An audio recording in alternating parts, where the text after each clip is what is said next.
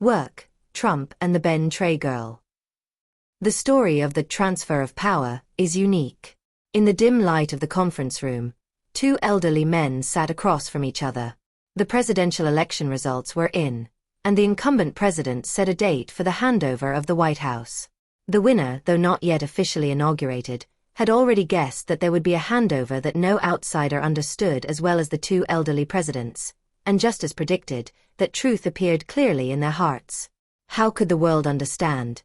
But that handover had a profound meaning that few expected. The atmosphere was heavy, but not because of the political debates but because of the thoughts that settled in their hearts. They were once uncompromising opponents, two forces that faced each other in politics, fighting for every vote, every cheer. But now, when the burden of the years had weighed heavily on their shoulders, this meeting was no longer a battle for power, but a confession between fathers. "We have gone too far," the first man spoke, his voice as quiet as an echo from the past. "In my younger years, I fought as if it meant everything, as if power were the ultimate goal. But now, as the light of life is about to fade, I realize that the only thing I have truly fought for is not this throne, but for our children." The man opposite nodded, his eyes moist with sympathy. "We have become uncompromising, not because we want to, but because we need to protect what is most precious to us. The achievements we have built could be destroyed if we fail. But what I fear most is that our children, whom I have raised with love and hope, could be thrust into the crossfire of public opinion." The depraved image on the platform appeared like a sharp blade cutting through an already tense political space. For many, events like this are often seen as sensational stories, passed by in the headlines and then forgotten. But when the incident involves the son of the current president, all eyes are immediately on him, full of judgment and prejudice. If it were the son of an ordinary citizen, things might be different. The press might only mention it in a few short lines. The law might not impose a heavy penalty. But when the boy carries the surname of someone sitting in the most powerful chair in the country, the judgment becomes more cruel, as if each of his sins must bear the weight of the entire system. Major newspapers run bright headlines, experts argue fiercely on television, and public opinion stirs up on social media forums. The father, the current president, feels this pressure like a rock pressing down on his heart. He knew that people would never stop whipping his son, not because of the child himself but because of the name he bore. He realized that every mistake he made was an excuse for people to attack his reputation, to destroy the achievements he had built up over a lifetime. The newly elected president, who would soon succeed him, also understood that. He had no intention of further cracking a young life that was already under a lot of pressure. Deep down, he knew that if he let this matter subside, let it become a fading memory among countless other stories, it would not only preserve the humanity of a person but also leave a legacy of forgiveness and sympathy. And if one day, when the two fathers met again in the other world, they would look at each other without regret, with nothing left unsaid, no more blame or regret. Both men were pensive, their eyes distantly looking at the faded memories. They recalled the busy days when they couldn't be there for their children's birthdays, the nights when they returned home to a haunting silence, when their babies were fast asleep in their mother's arms. Children who grew up in the glare of power, but also endured heavy criticism and pressure from the public. Sometimes, they were victims of a system that they themselves were trapped in. "We sacrificed our youth, sacrificed our individual dreams, but in the end, only to protect the simplest of loves," said the second, his voice trembling. "Now, with the chance to right the wrongs almost gone, I just want to see them live in peace. Being president is not just about power. It is our way of putting a final shield between them and the cruelty of this world." For a moment, the tension was gone, replaced by a quiet understanding. Outsiders, young people, often cannot understand the anxiety of parents when facing imminent death. They do not see the long nights of tossing and turning, the tears that never fall in front of others, or the helplessness of knowing that past decisions cannot be changed. But these old fathers knew they were fighting not for fame, but to protect what they believed was most sacred, family love.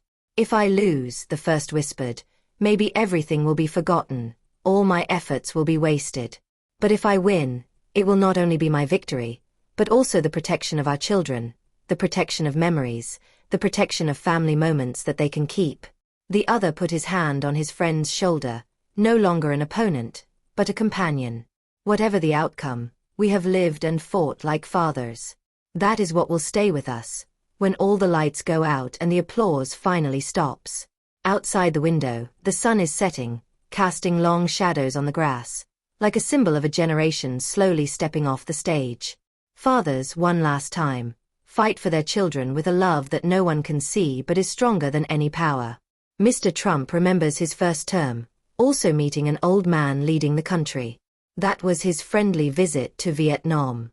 In an elegant space of the presidential palace, General Secretary Nguyen Phu Trong and President Donald Trump met, two men with different styles but sharing a friendly smile.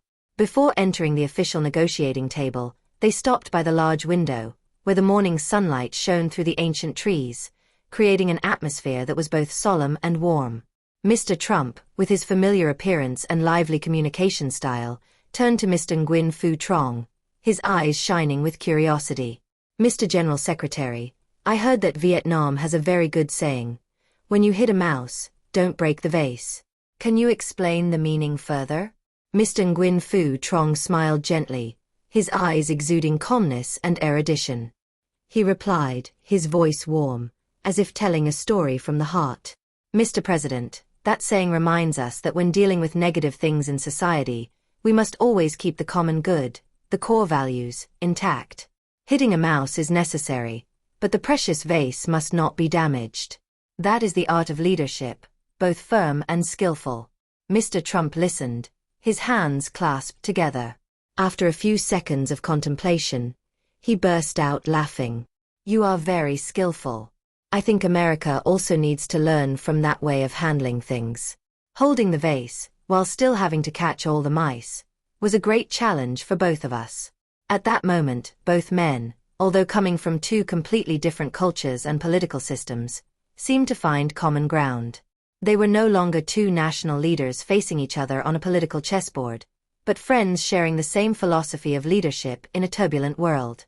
Before entering the meeting table, Mr. Nguyen Phu Trong gently added, I hope today we will not only discuss politics or economics, but also cultivate a sincere relationship, for the benefit of the people of the two countries. Mr. Trump nodded, his smile widened, his steps confidently headed towards the meeting room, leaving behind a warm and memorable moment between two men who were once considered symbols of strength and intelligence. The saying, smash the mouse, don't break the vase, by General Secretary Nguyen Phu Trong carries a profound philosophy about how to handle complex social issues without causing unnecessary damage. Why smash the mouse, and why don't break the vase? First, mice represent negative things that are harmful to the collective and society. They are huge, spreading, destroying stability and lasting values. Therefore, smashing the mouse is a clever way to eliminate them, and must be done quickly to prevent negative influences. However, the story becomes complicated when placed in the context of a sensitive society, environment, or agency. The vase, in its simple reading, symbolizes beautiful values, sacred things and things worth keeping in society. It can be honor, prestige, stability, or valuable assets built over many years. Breaking the vase refers to damaging those values in the process of handling the problem.